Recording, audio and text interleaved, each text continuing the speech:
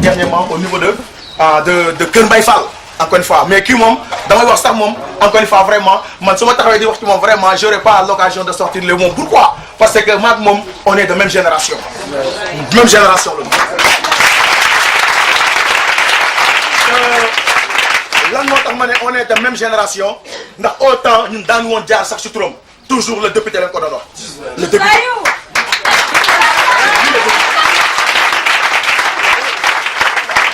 Mais c'est un gars boo xam ni moom déjà xoolal déglu ko rek nga kontaan ndax waxinam benn boo meroon foo jaaree mënoo ko muñ. Pourquoi? Parce que waxinam moo neex te buy wax aussi da ngay sentir ni kii day wax ak cœur te lu mu gëm ak lu mu sentir loolu donc lay génnee. Et dëgg bu ñu nekkee au niveau de BGV au niveau de Liberté 5 mais franchement parlant melokaan bu ma gisoon ci moom en tant que personne franchement parlant jusqu'à présent damay wax ne lépp du gën a rawati. Et c'est normal parce que Tete Amadou Ba ku mu téye togg la ba nga ñor mais sa waay boo jaaxaloon kenn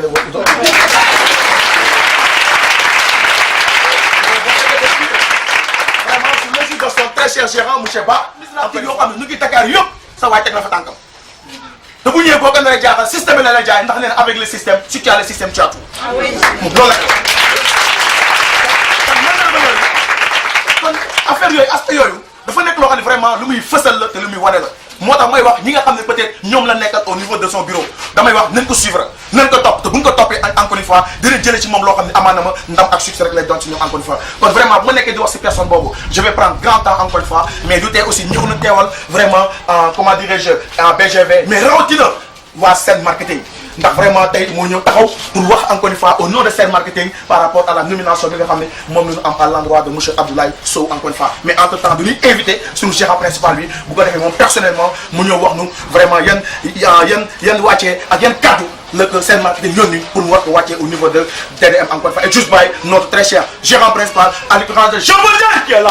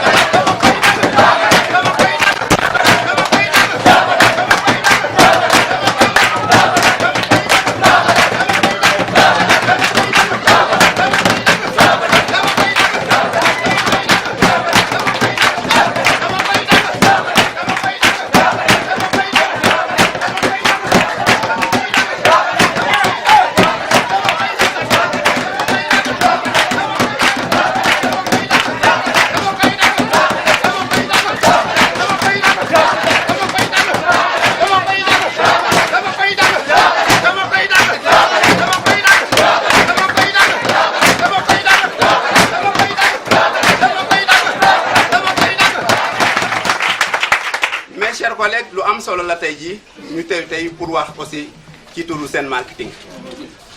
mais aussi am nañ mbégte bu baax a baax jàkkaarloo aussi vraiment ak suñu naataango yi nga xamante ne ñi ñoo bokk liggéey bi bokk aussi bëgg-bëgg bokk aussi pas-pas mais bokk aussi benn réalité gis nga yow.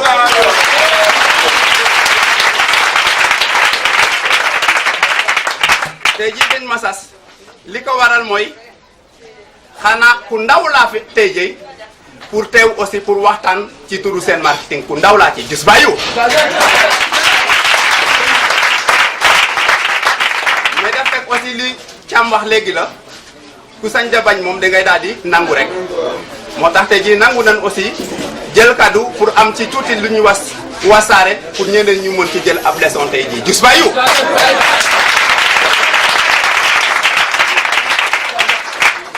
ñu ngi nuyu yëpp ñi fi nekk tey jii nekk aussi ay distributeurs li la jëlee ci distributeur dem ci leader top leader assistant gérant principal ñu ngi leen di nuyu bu baax a baax bayu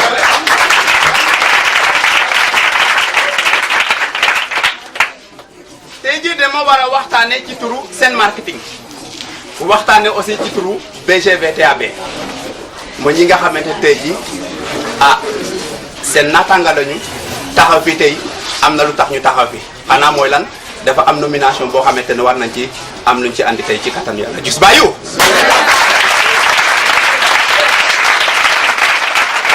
mais balaa may commencer dafa am kenn koo xamante ne vraiment dinaa ko nuyu bu baax a baax personnellement muy monsieur Tete Amadou Ba ki nga xam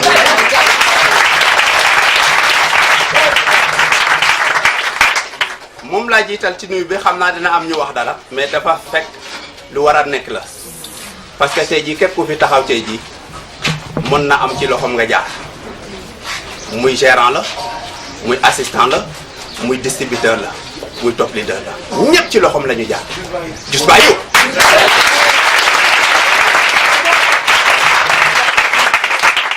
nu ngi koy nuyu bu baax a baax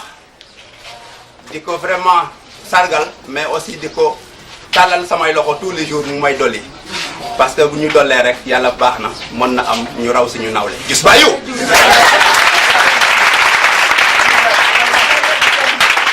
suñu taxawaay bi nag su affaire u caaxaan moo tax ñu taxaw fii mais affaire bu sérieux la bu am maanaam ba nga xamante ne lépp luñ ciy wax dañ ciy jël benn mbir ñu boole ko ci maanaam dañ ciy wax ak confiance dañ ci wax ak détermination mais dañ ci wax aussi ak wóolute parce que lu ñuy def wóolu na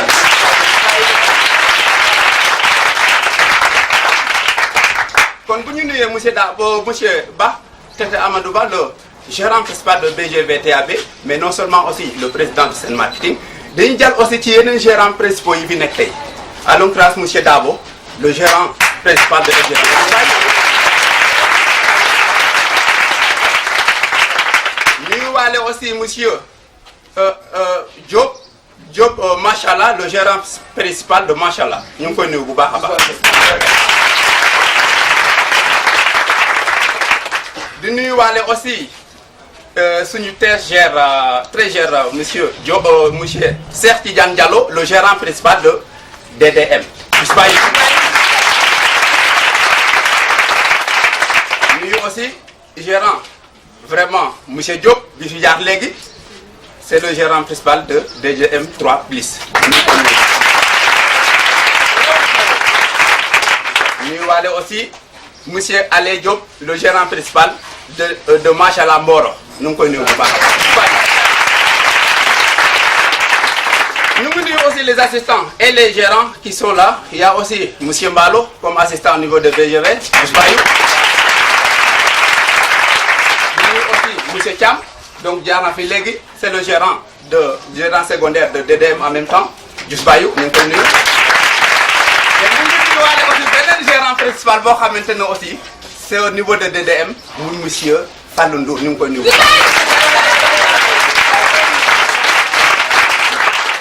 nuyuwaale aussi monsieur Diouma Ndour le gérant qui est au niveau de DDM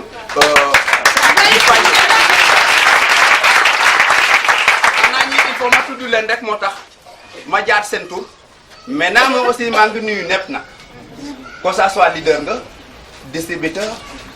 ak aussi top leader ñun yéen yëpp maa ngi leen di nuyu bu baax a baax bàyyi lii nag bu ñu waxee teewaay bi tey teewaayu Sen Marketing la bu ñu wax seulement DDM moo xewle mais da fekk nag bu ñuy wax dañuy wax ne Sen Marketing moo xewle gis bàyyu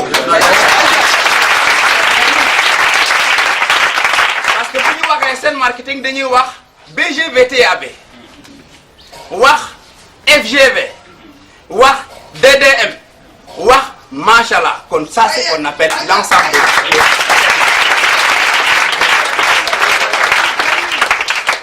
man duma guddal parce que li ko waral mooy am na ñu bëri ñoo xamante jaar nañ tey am na lu ñu andi kenn mënu ko dindi ndax lan parce que dañu tënku ci système bi ba yëg fu ñu yëg moo tax bu ñuy wax dañuy am fu ñuy waxee nit nag boo amul dëgg-dëgg da ngay naqare jumanteel moo tax lu am solo nga am dëgg-dëgg jus bàyyu am na fu ñu koy tënk ak fu ñu koy weer boo xamul fu ñu koy weer nag mën na am nga dem wéri feneen te fekk na du foofu kon li am solo la nga xam fi mbir mi fu ñu ko weer boo aussi boo demee jublu rek foofu ngay def dans le système dañu wax ne un distributeur un vrai distributeur c'est un gérant wax na ko léegi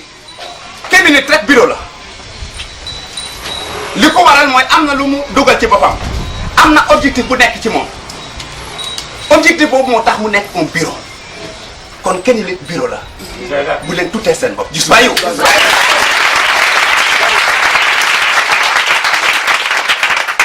gis nga boo dul tuutee sa bopp fépp foo dem nga branché wu te fépp foo dem nga wane say qualité wane luñ la jàngal nga engagé wu te bu boobaa aussi da ngay wane fi nga jógee ne am na lu fa nekk gis bàyyiw ñu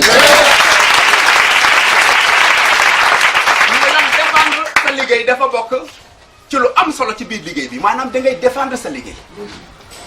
man le fait que ma doon dem fu nekk c'était pour ma défendre sama liggéey wane système bi nga xamante ni moom lañ ma jàngal lan la war a apporter ëllëg am confiance booy liggéey bul manque confiance gis bàyyi nga nekk koo xamante ne ab kàccoor nga wala ngay def naka sa du noonu mais bu fekkee liggéey rek moo la yëkkati fu la neex dugal laa la wax amul fenn koo xam ne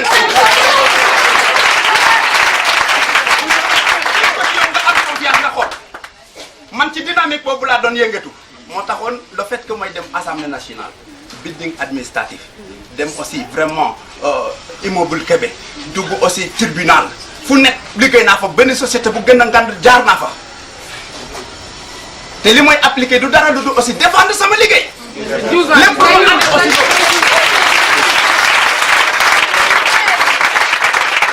nit ku xamul nag ndeysaan moom mooy jël suñu liggéey di ko tuutal boo xamul nag liggéey bi noonu lay demee nag liggéey bi c'est pas da ngay ñëw rek ràññee ko c'est comme ça am na ñoo xam dañ leen di gis ngeen dugg di génn mais duñu ràññee au fait li ngeen di def dañu foog ne affaire yu dem di jaay kese la te bu fekkente woon na affaire yu dem di jaay la dafay mel ni comme li waa ji wax léegi dañuy ubbi ay boutique ay magasin ak ay cantine société bi am na moyens yi mais parce que loolu taxul jóg système bi loolu taxul jóg aussi vraiment le fondateur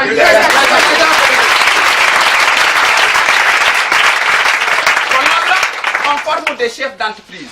dañuy former ay ndaw yoo xamante électif bi dañuy nekk aussi ay nit ñu mag kon dañ lay jàppee lu ku ndaw au début mais quelque temps lan la mooy xew nga nekk bu mag la vie aussi c'est comme ça se passe gis bàyyi kon képp koo xamante da nga jël sa saak bu ci am li nga ci rus bu ci am li nga tiit wala ngay put-puti déedéet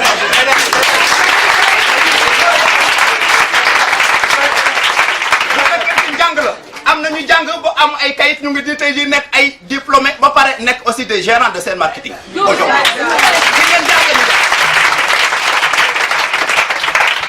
mais wekkuñ ko ci njàng aussi moo tax aussi nga gis koo xam jàngul sa école et dem na ba tekki ci biir liggéey bi li ko waral mooy képp ku déglu ku ñu may nopp ñu dugal ci yow xam-xam ba booy jëriñoo ëllëg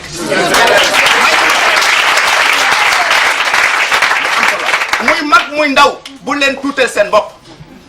muy mag muy ndaw soyez fiers de ce que nous sommes en train de faire c'est ce que vous êtes en train de faire il faut être fier de cela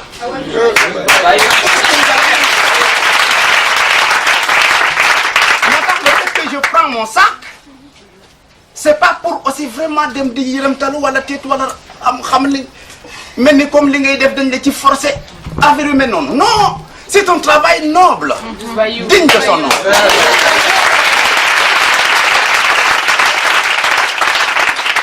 kon il faut loolu mu nekk ci yéen bu boobaa aussi bu ngeen jëlee seen sac du ngeen am dara li ngeen di tiit il faut ngeen am yaakaar ci li ñuy def boo amee yaakaar da ngay toujours rester kon rester toujours positif.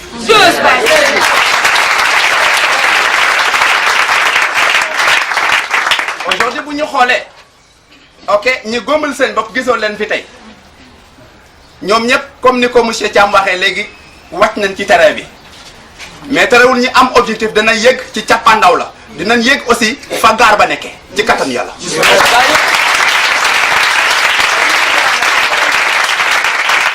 ñun faruñu ak ku gëmal boppam faruñu ak yambare faruñu ak ku xamul lu muy def dañuy far ak ndaanaan yi si personne.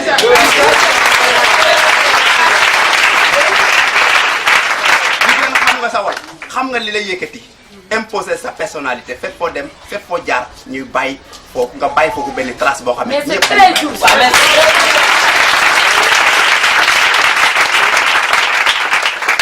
kon am objectif dina la may ba doo may ki nga xamante ne mooy sa noon mu am lu mu reyee boo amee objectif toujours na nga bàyyi sa xel ne am na nekk sa wet di bàyyi xel fan ngay jaar boo échoué fan ngay naka ngay def.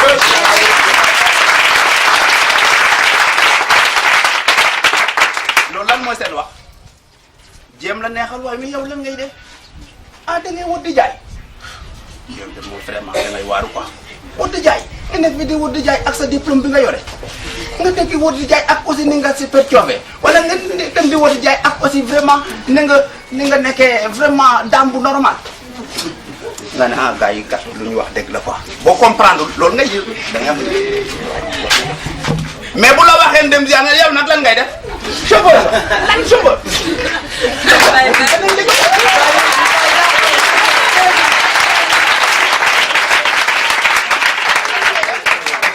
lan ngay def lan mu ne man ah man damay jaay ay journaux comment jaay ay journaux yow kay moom amoo sax liggéey nga défendre yow aussi moom kun la mën a wax lu mu mënta yore am na ñettee ji ñu nekk ci biir liggéey bi yor lu ko raq te bu fekkee étage la am na nekk ci biir liggéey bi tey toj nekk ci ay étage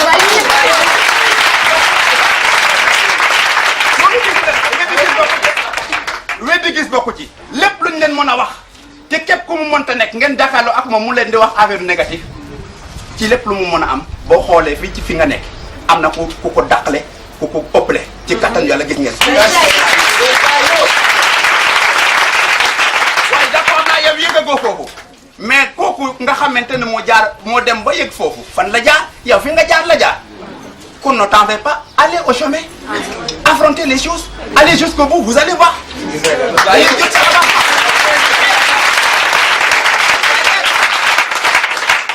kon il faut ngeen xam li ngeen yore bu ngeen xamee li ngeen yore ak valeur bu nekk ci moom je vous assure kenn du leen attendre et faut que ngeen dem imposer seen personnalité.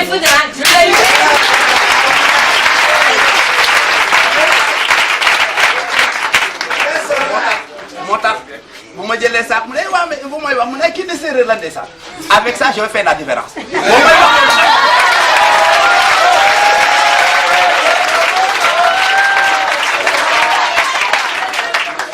voilà gisoo ni mun ñu leen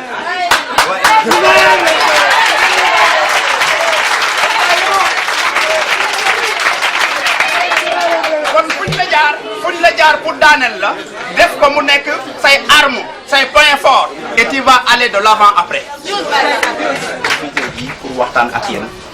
ci li nga xamante ne moom la ñëpp soxla tey mooy avancer képp ku fi soxla képp ku fi nekk di moyen j'espère am na lu mu soxla muy leen avancement dans la vie mais avancement dans la vie ça se travaille ça ne se parle pas comme ça maanaam wax rek daal di réussir mënul nekk da ngay jafe da ngay liggéey pour nga mën a avancer kon mbir mi noonu la. ki nga xam moom la ñu nommé tey dafa liggéey te dul woon dina law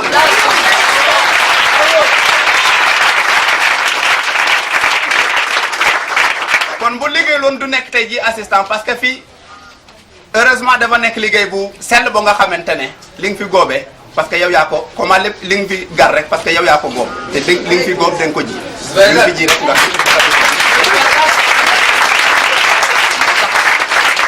moo tax booy jiw nag xamal bu baax li ngay jiw parce que mënoo jiw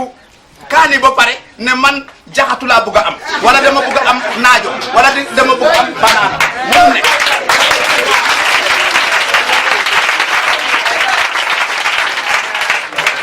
kon mbir mi du mën a demee noonu lan moo xew kon parce que li nga jiw rek moom ngay góob ci kattan yàlla moo tax dañuy sant yàlla bu baax a baax bi nga xamante ne chaque jour bu ñu fi nekkee dañuy jàngal ñu jiw lu baax dañuy jàngal aussi ñu taxawaay bu rafet ci fépp fu ñu nekk ñuy defar di jubal ci kattan yàlla dañuy avancer gis ba yow. maanaam c'est une sœur à Abdoulaye Sow maanaam sœuru Abdoulaye Sow la et yaakaar naa gars yu bari miin nañ ko ci télé bi miin nañ ko aussi ci rajo yi miin nañ ko aussi ci pièces théâtrales yi et je sais très bien que macha allah moom émission bu mu def rek wala peut-être théâtre bu mu bokk rek macha allah théâtre boobu dafay neex.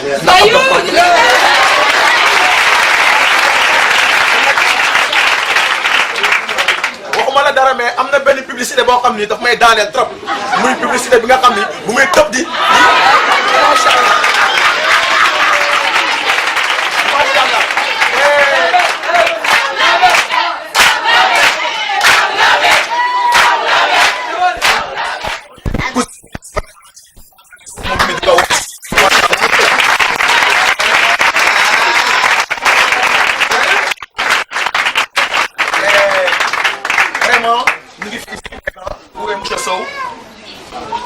Monsieur Sow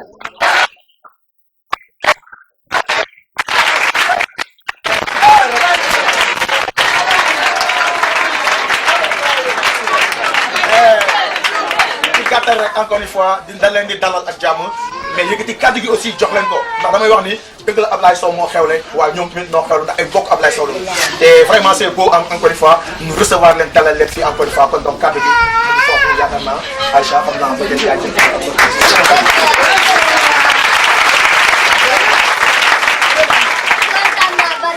kontaan naa sama xol sedd na ci yéen parce que dëgg la tey bi ma ñëwee toog fii am na lu bari lu ma jàngat tey ci seen liggéey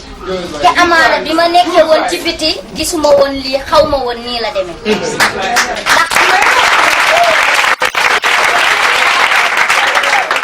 waaw dafa fekk ne rek loo xamul rek xamoo ko loo gëstuwul aussi mënoo kaa xam te mënoo kaa jàng kii sama rakk la moo topp ci man lii nii mu am nii barki yàlla du mérite du sens mérite la.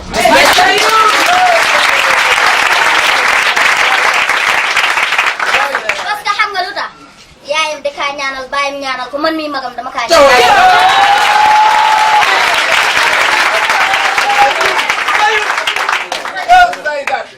Ablaye Sow Ablaye bu jàngiwul mu nga këram bu nekkul këram mu nga jàkka ja bañ na ko ba yenn saa yi mu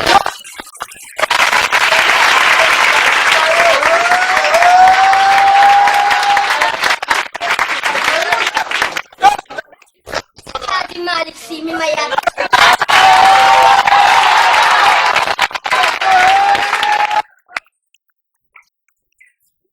Cheikh na Ahmed Tidiane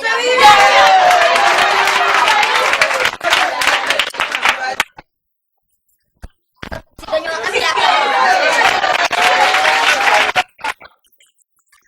lii nii dañ ko koy ñaanal parce que du mérite sens la barke Seydina Muhammad parce que koñ ba fee boo demee kenn xameewu ko ci wax kenn xameewu ko ci problème sama baax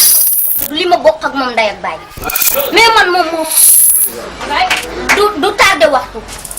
amul wax duggul ci waxi kenn lijjantiwul lenn kon lii nii mu am yàlla na doon méritam ak képp sama papa tey moo fi waroon a teew ak sama yaay mais sama yaay moo des ca kër ga kii sama tante la sama papa dafa xaw si biir moo tax ñëwul man mii dama am programme mais jinne nag bu bëggee Dakar ku yëg daal.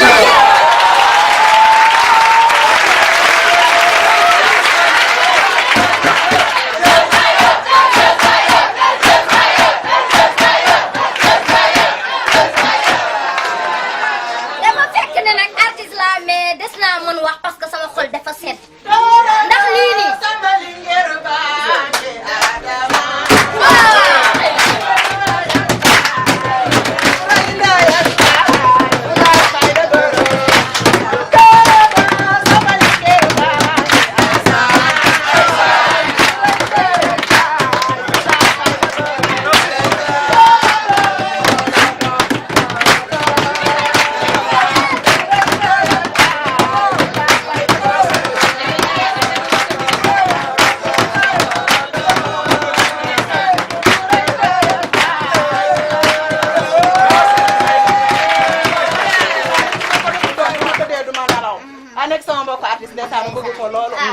lay defal lii te ma nekk ci biir société bi foo ma def lu mel.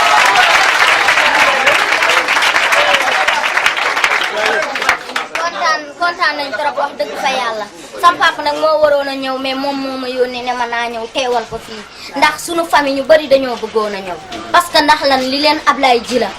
du li ma bokk ak moom ndey ak baay waaye musu amu ci benn xaar ma yàlla ci kenn am na yitte xam na àddina am na yar am na diine am na islam te loolu mooy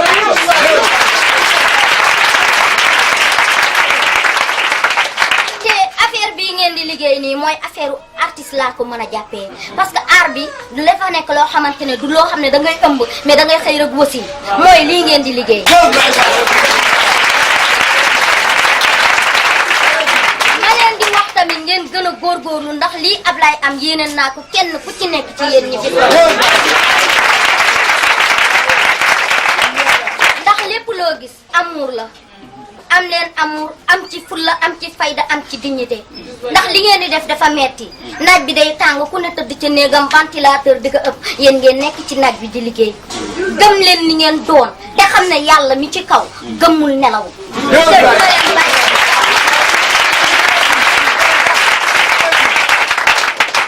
te gisuma ci yéen benn ñàkk kersa wax dëgg fa yàlla man Bébé Aïcha musuma dajeeg ci yéen kenn mu ñàkk kersa kenn ku ci nekk am na respect am na teggin bu ñëwee ci kër ca buntu ba lay taxaw nuyoo nuyu bu neex boo ko faalewul mu wax ak yow boo ko faalee mu wax ak yow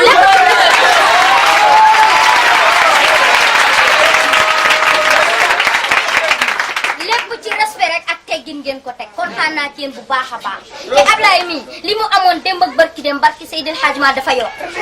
ndax gisaat naa ci moom leneen xol bi gën a yaatu mu gën a mën a accepter lu bëree bëree te loolu yëpp fii la.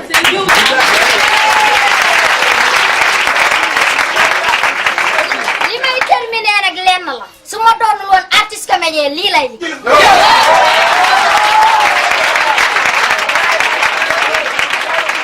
ma ne ko si xanaa xamati ngeen.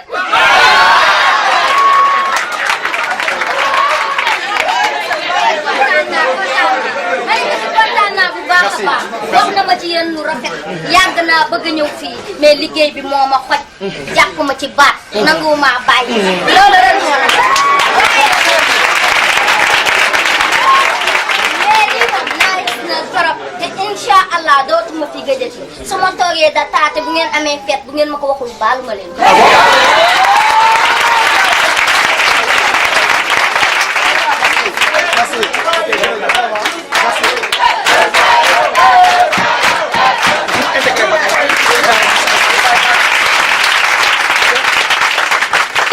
Elle est toujours ponctuelle,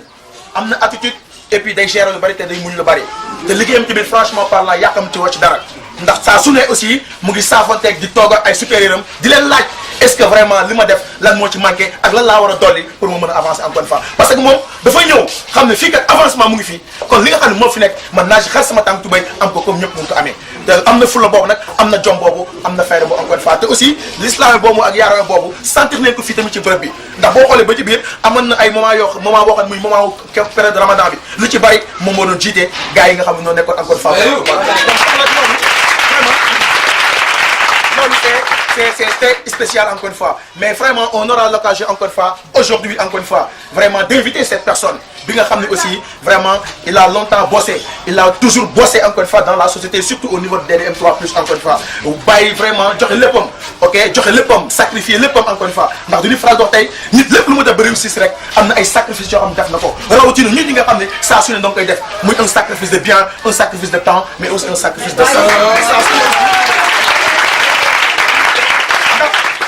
moo koy wax sànq naaj bi day tàng dafay ngelaw day naaj mais xam ne ni ñu réussir ci liggéey bi yëpp dañ ci jaar tey suñu bureau mbedd bi la wala suñu bureau suñu saak la mais quel que soit alpha on aura l'occasion de réussir dans ce qu'on fait dëgg la mu ngi nekkoon ci benn boîte nekkoon fa koo xam ne encore une fois dafa nekkoon chef d'entreprise te kooku du jóg mukk mu toog fa mais tey encore une fois nekk na si yoon boo xam ne moom personnellement dina dem ba gérer propre entreprise am te su boobu encore une fois dina tolloo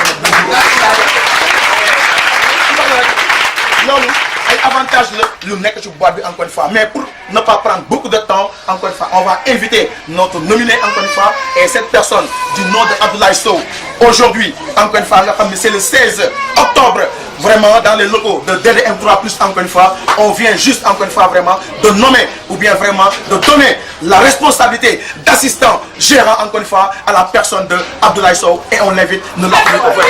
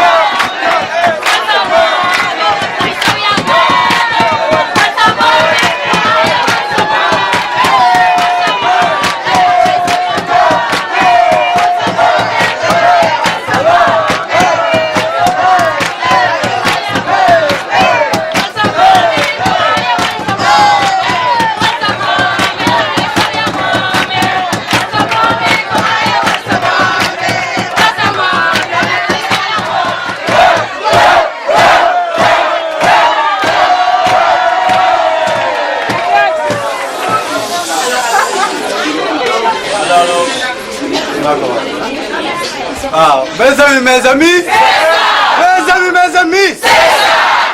est-ce qu'on est en forme? Est-ce qu'on est confiant?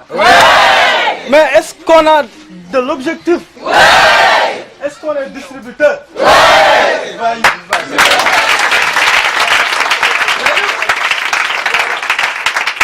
Bon, xam naa dañuy bref rek parce que déjà comme le temps nous est limité. Bon, comme sama très cher gérant yi jaar nañ fi bon wax nañ presque ils ont tout dit. Bon, l'essentiel peut-être comme c'est une journée spéciale boo xamante ne c'est comment dirais-je octroyé peut-être à un très cher peut-être distributeur qui était ici, qui évoluait en scène marketing, mais aussi plus particulièrement à DDM. Oui, à savoir.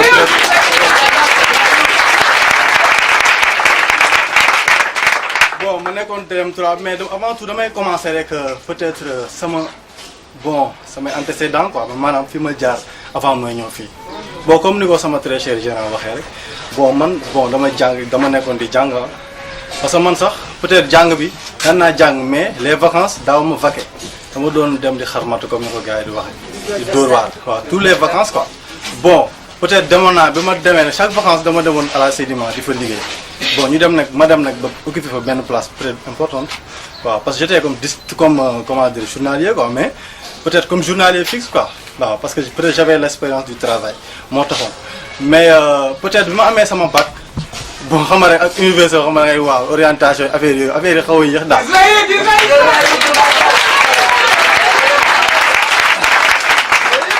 Bon, peut-être ci laa ne bon au lieu de may nekk fii di jaabante dem ñëw di perdre sama temps du ma ko def peut-être damay dem à la Sédiment comme que amoon naa fa place ma dem continuer foofu di fa liggéey quoi parce qu'il y a pas de sous-métier quoi. Oui, il y a pas de sous-métier, tous les métiers se valent, n'est-ce pas? Ma dem foofu bon peut-être delluwaat sama place gars yi gën ma fonk xam nga teg ma peut-être place bu am importance peut-être ma fay liggéey di fa gagner peut-être un salaire noble quoi, peut-être 50 000 francs xam nga peut-être. Bon, du ma ne du dara mais peut-être dara la quoi parce que tey jii nii amaana ngay xëy di am 50 000 francs par mois xam nga moo gën xam nga toog sa kër ñu lay jox, n'est-ce pas? Ah, ñu lay jox, n'est-ce pas? nga xëy nga sa papa ba xam la talul kenn yow au moins war nga dem gëstu xam nga am loo indi si gaal même su dee benn saako ceeb wala benn bidon diwlin nga indi ko si kër gi, n'est-ce pas?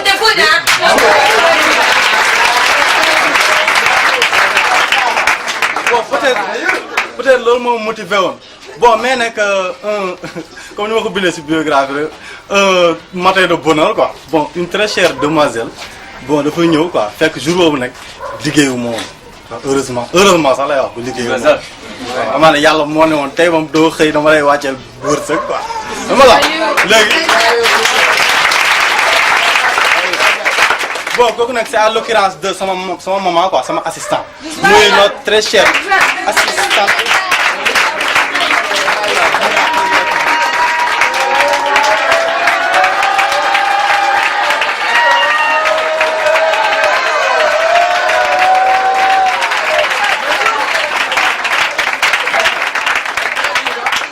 peut-être muy suñu très chère assistante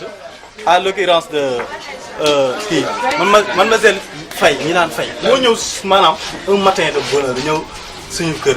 man nga sefa nekkoon rek maa ngi doog a yeewu xam nga sangu ba pare affaire yooyu noonu waaw di gaz matinée quoi waajal ndékki mu ñëw salaamaaleykum avec une voix xam nga sublime quoi xam nga une voix extase ñëw mu ne waaw kuy nuyoo nuyoo neex yi ah ma ne nii gis muy benn femme quoi mu commencé tugal xam nga introduction bu neex avec les 3 ingrédients.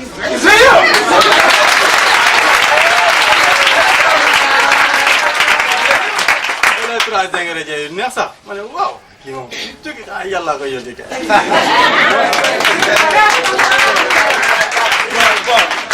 parce que loolu ça prouve que ni un distributeur les 3 ingrédients c'est une peut-être arme quoi parce que.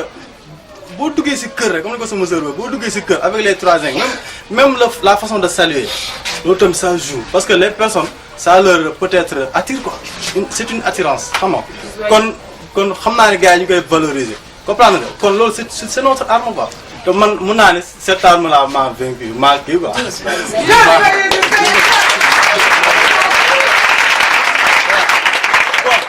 avec peut-être les 3 mu ñëw peut-être dugal ko ci soiram ba tey man j'étais peut-être kii quoi li nga koy waxee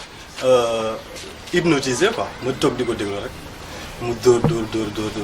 xam nga génnee diw bi dóor ma ko fekk moom nag xam naa dóor daa waroon a kolos benn article moo dese woon bi mu vidé nag muy après la ma ko expliqué mais benn article moo ko dese woon parce que bi ma ñëwee ba fii la ma ko expliqué muy benn diw mooy diw yooyu li saa quoi carotte ba tey mu ngi gaale sax nangu ma ko jeexal mu ngi kër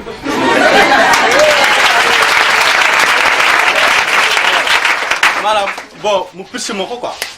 bon man man essayé potentiel la quoi dafa dox lu rek ma jël sama xaay xam nga xam naa bu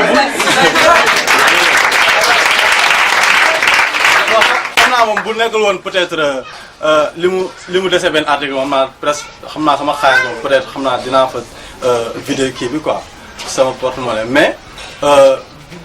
bi mu fa demee noonu bi ma jëlee léegi mu joué ma différence mu ne ma bon peut-être xam naa sëñ bi xam naa ni def noonu ba beneen affaire yooyu ma ne ko mais soxna si ma ne automatiquement am benn idée bu ma traversé salaat ma ne wax mais yomb na de wala kii ni mu ma def ñoom fii gën dóor ma benn kii rek gën jël sama mais non ñii y a quelque chose quoi automatiquement ma am benn une certaine peut-être intéressement pour ci kii bi quoi bon ci laa ko interpellé ma ne ko mais soxna si pardon mais yéen fa ngeen nekk ban structure non ñoom TDM lañ nekk mais pour adhérer seen affaire yi nu muy def mu xoolaat ma quoi di ma jàng xool man si je suis en train de xam nga de parler comme ça ou bien je suis sérieux xam nga bon bu ma xoolee nag ñoom ma xool ko mu xam ni man peut-être j'ai une certaine peut-être intéressement ci affaire yi bon mu ne ma bon peut-être bon da nga fay ñëw affaire yi ma ne ko non man kay su ma soxla nga may jox seen numéro quoi bon tout juste xam naa après dinaa leen wax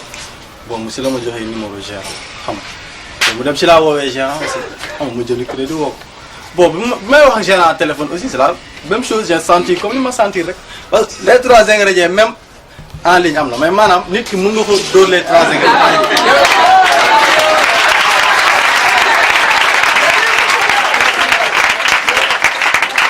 ingrédients en ligne la ma monsieur mon gérant dóor waaw ma ne ma waaw man gars yi saf nañ de gars yi nu mu demee noonu xaw ma may gën a am sawarte daal ci affaire yi bon ci la ma joxee daal benn rendez-vous d'entretien peut-être ma ñëw ko peut-être amoon naa benn rupture sax parce que dama waroon a gontu jour boobu noonu parce que dañ programme woon benn gont liggéey bi moo bëriwoon jour boobu sax ma faussé ko woo ko ne ko bon jour bi moom du ma mën a ñëw parce que man peut-être dañ ma responsabiliser foofu te bu ma absenté rek damay xotti ormatal du ma ko mën léegi mu ne ma non grave li da ngay ñëw benn jour fixé laat ma jour quoi jour boobu nag ma bàyyi lépp dem expliqué gars yi leen teewam dama am entretien du ma mën a ñëw quoi gars yi na mën a am produit léegi ma dem bon ñëw mu dóoral ma entretien bu neex xam nga ne ma bon da ngay ñëw jour tel après ñu ñëw ñu defal la test ma ñëw jour waaw mën na nii gis nit boole ma kii bi sama kii nu tuddati sax sama distributrice bi ma ne waaw kii lañ may boole la bon ma ne bon ma ne peut-être ma ne bon loolu moom teewoo xam naa moom kii la quoi dañu naan boo ko dee gëstu la maanaam kii moom su ma àndee moom tey moom naa journée bi moom tey moom xam naa dinaa ci am lu ma neex bon ñu ànd quoi bon journée bu sympathique ah journée boo xamante ne aw ma si woon benn problème waaw parce que man déjà j'étais positif à la maison dafa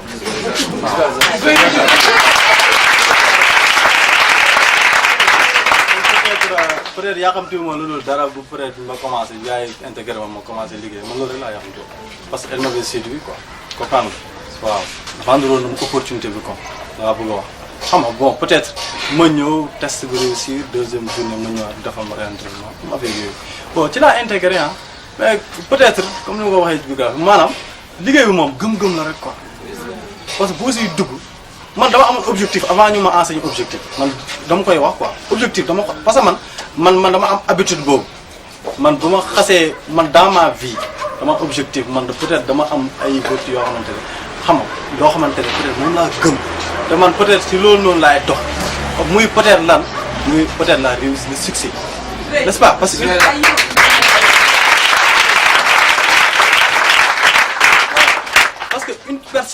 une personne en tant que telle xam nga déjà boo ñëwee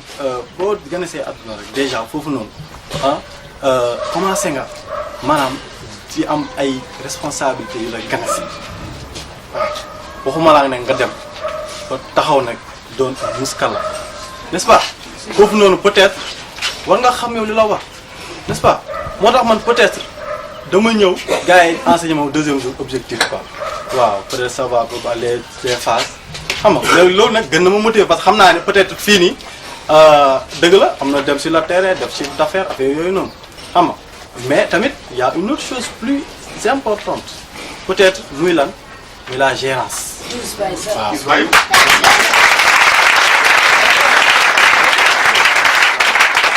peut-être muy la gérance waaye la gérance jar na lu ne la gérance xoolal jar na xoolal may la dox 100 kilomètres xoolal wala xoolal dox bi ba nga dee rek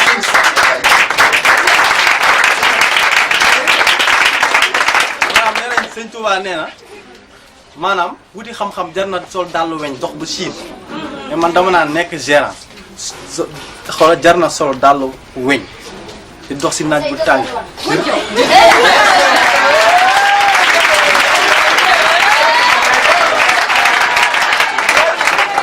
maanaam sol daal weñ dox si naaj bu tàng jër yow kese jar na ko quoi parce que ñun ñi li ñuy def nii fii ku nekk am na loo bàyyi ba ñëw fi am na loo bàyyi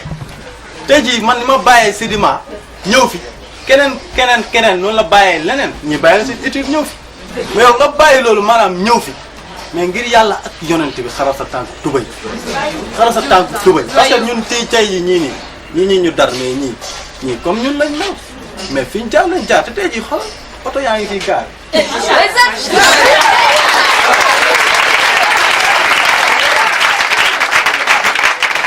mais loolu yëpp leen ko may mais dañu gëm parce que kon ñun tamit dañu gëm suñu bopp loolu kese laa am pour wax fu ñu gëm suñu bopp nous sommes des jeunes quoi xam nga dafa am lu ñu war quoi n'est-ce pas waaw nañ gëm suñu bopp bon xam naa damay ñëw si félicitation yi bon damay féliciter nag ñëpp quoi waaw di féliciter sama gérant sama assistant yi di féliciter suñu très cher gérant principal président de Sen Marketing en l'occurrence de monsieur Tété Amadou Ba dama koy maanaam moom dama koy féliciter quoi parce que moom moo waral lépp tey jii nii fii ñëpp tey jii lii yëpp moo ko waral bu nekk woon moom peut-être lii nii maa du am n'est-ce pas kon moom tamit dañ koy sant daal di ko gërëm di ko ndokkeel parce que lii yëpp maanaam tey bu ma demee peut-être bañ naan assistant Sow moom moo tax waaw parce que bu formé woon monsieur Diop ah buñ naan ko gérant Diop assistant Sow du am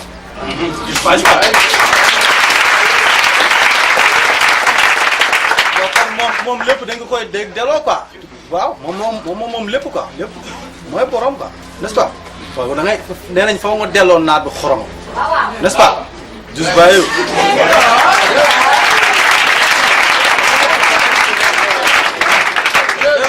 delloo naar bi xorom il faut rendre à César à ce qui appartient à César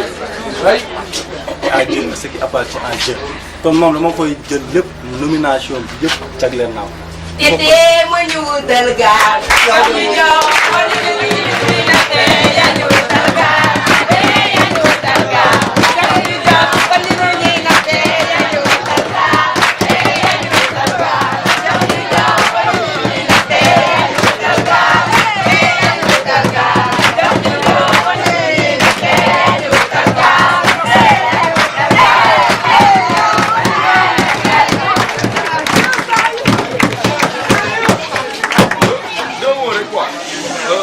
C'est bon ñu ni tete mais je vous assure que tete du ci dara mbir bi yéen la te gérant principaux yi tey ji de lépp ñoom la man tey seen gannaaw rek laa nekk mais dama sant yàlla man damay sant rek parce que su ma gisee lu nu mel ni man dama naan ñaan bu commencé nangu rek la ndax li ñu def suñu xol te yéene ko ci business bi yéene ko ci seen marketing yéene ko ci Sénégal ñun yaakaar boobu ci yéen lañ koy yéen bii yéen a ko yor man xam naa ni tamit tey Diop DDM bu amoon neneen nu mel kenn du wax tey DDM plus Cheikh Tidiane Diallo tey jële bu amoon nu mel kenn du wax DDM kon gannaaw yàlla ñoom la DDM tey ñoom la mais seen marketing tamit ñoom la mais aussi tamit suñu yeneen gérants yi fi nekk tamit muy Diop macha allah di Dabol si FGV macha allah chapeau à eux mais non à moi ça je veux dire chapeau. ndax quand même c'est une fierté ñun fierté la si ñun ñu gis tey ndaw yu mel nii ñu gis ñu mel ni Sow tey am lu ñu bàyyi ngir lii te ñun ñëpp dañoo bàyyi dara ngir lii te nag nit da nga war a lépp loo gis mu jaral la da ngay bàyyi dara ngir dara mais li bon tamit nga bàyyi dara ngir dara te dara jooju fonkuloo ko kon dara jooju la sëñ bi waxoon rek dara ji soo sa bëggee am dara na la jaral nga def ci dara ngir nga mën si am dara. Sow nit ñi da ko jaral dara ndax la mu yëg ci premier jour ba tey moom moo nekk ci moom mi nga naan nag dafa positif woon ci kër ga mais dafa positif ci moom dafa nekk ci nit ki nit ki nag li lay développé mi ngi ci yow waaye sa ñàkk développement mi ngi ci yow kon loolu dafa nekk ci moom déjà donc il est né positif mais Dieu m'est témoin je sais que inchallah rabbi ni yéex jàmm salaam mais il va mourir aussi positif c'est ça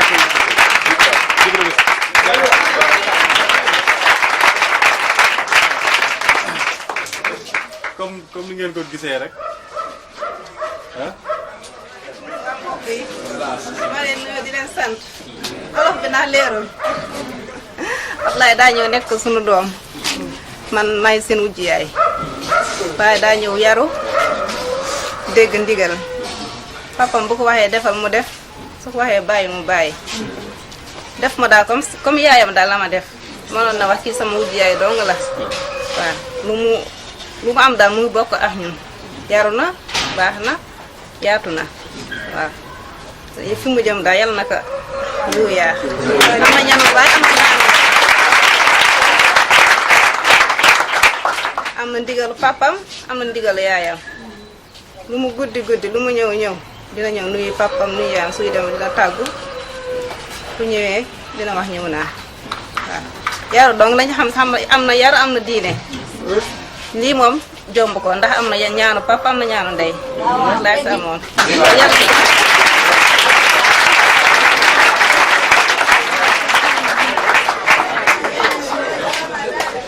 bon peut-être dama koy féliciter rek moom tamit sama tante la quoi tamit bon peut-être moom daf ñu jël rek def ñu ay doomam quoi waaw parce que mënoon na ni peut-être dafa ñëw ci kër gi rek fekk fi jeeg wala fekk fi jeeg quoi boobu laa mën a wax mais def ko peut-être dafa jël sama yaay rek peut-être def ko comme maman am quoi bon loolu moom peut-être daf koy sant di ko gërëm quoi am na doom kee doomam la am na doomam bu ñëw sax peut-être ñaari doomam ñëw nañ loolu rek ça prouve que ni moom tamit elle nous considère comme c'est petit quoi n'est-ce pas voilà kon foofu dama koy féliciter quoi peut-être di ko ndokkeel tamit journée bi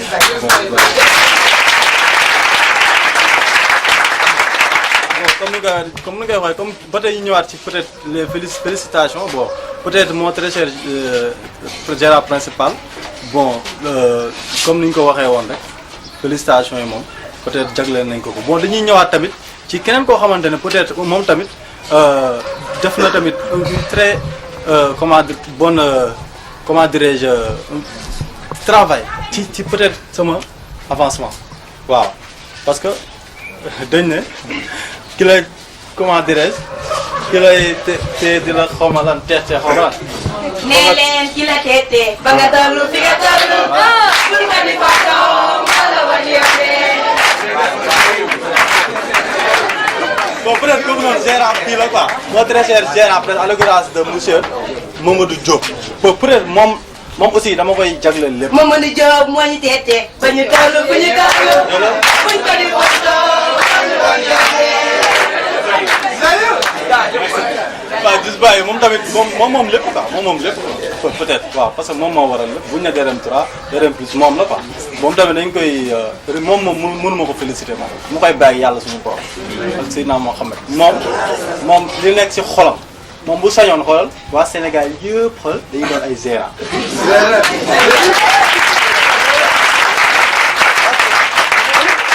waa Sénégal yëpp bu sañoon parce que moom li ñuy formation bu muy def ci ñun